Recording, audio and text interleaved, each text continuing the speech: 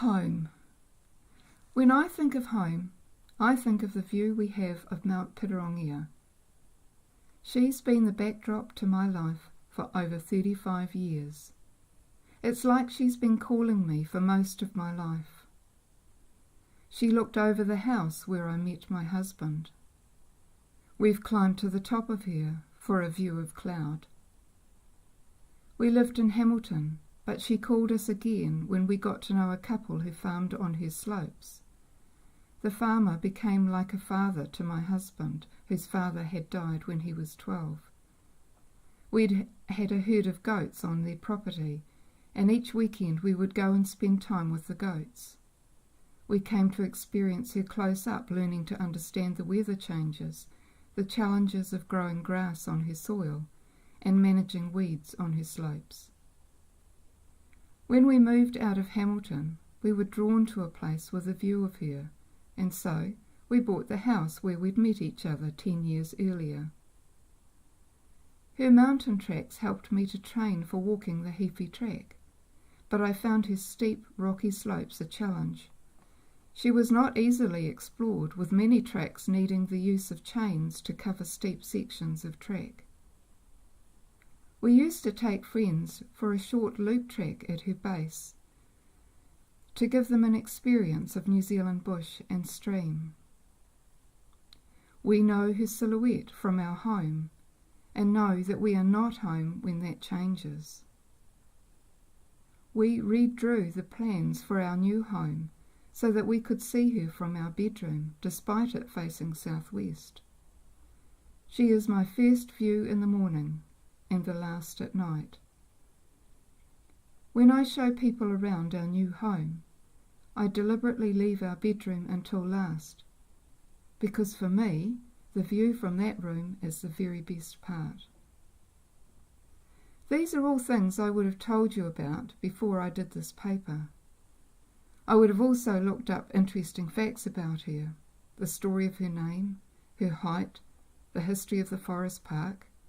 I'm a librarian after all. However, the readings have helped me to see that I know her in other ways. I realise that what I want to tell you about her is that I want you to love her as much as I do, and that I'm finding it hard to put reason to that love in a way that will convince you to love her also.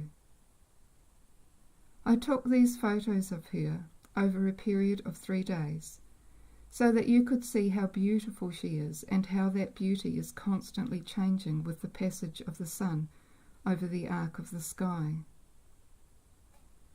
But when I look at the photos, I see she is not as large in proportion to the surrounding landscape as what I see in my eyes, or is that with my heart?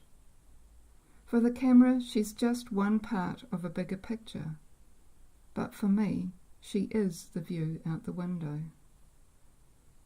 I've always thought of her as feminine. I don't know why, but she seems the only appropriate way to relate to her. Perhaps because I associate homeliness with the feminine, and for me, her presence represents home. And I've always struggled with the possessive terminology, my mountain. I do not own her. But if calling her my mountain means a special relationship with her, or signifies a place where I belong, then I'm okay with that. I realise that all along I have subconsciously talked to her, and in some ways listened, although that listening was very limited and filtered. I was not hearing anything that did not provide for me.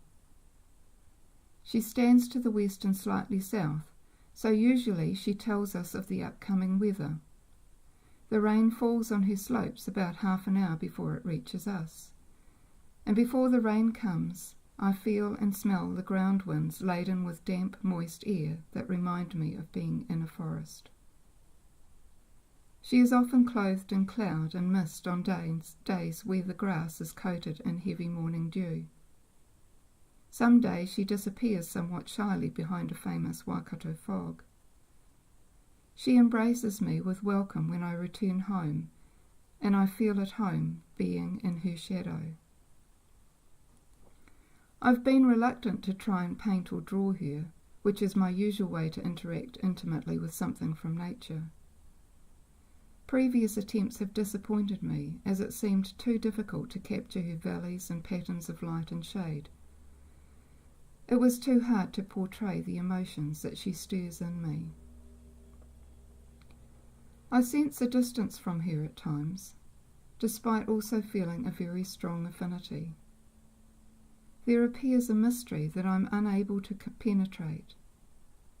I realise that while I regard my relationship with her as special, and that I feel a sense of home when she is in view, I have not interacted with her physically in intimate ways very often recently.